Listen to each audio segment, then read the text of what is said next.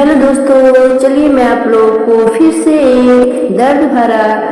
बेटी कन्यादान गीत लेकर आई हूँ। तो आप लोग लास्ट तक जरूर सुनिएगा और अच्छा लगे तो एक लाइक शेयर कमेंट करना ना भूलिएगा। तो चलिए मैं सुनाती हूँ आप लोगों को। ऊंची महलियाई पापा बीचे राउर दुआरिया, ऊंची महलियाई पापा बीचे राउर दुआरिया, आंगन तोहर बारे पापा सजना छेकेले दुआरिया, अरे आंगन तोहर बारे पापा सजना छेकेले दुआरिया, अरे कौरे बाड़ले पापा नैहरा के हो लोगावा, अरे दूजे ओरे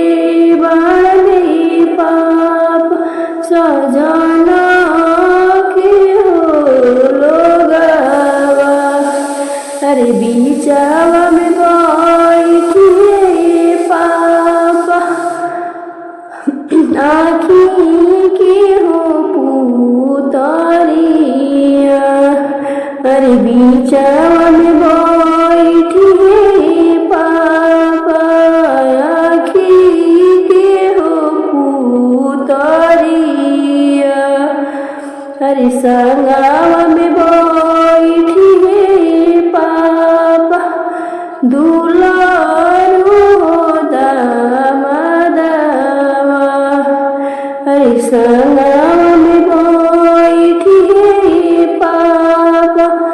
दुलारू हो दामादावा,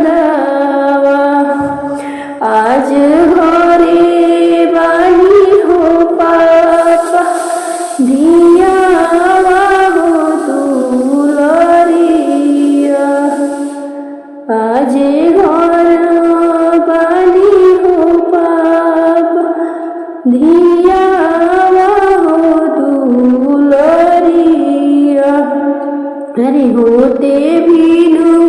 शरमाई पापा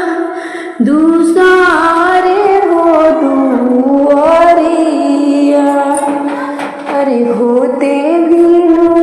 शरमाई पापा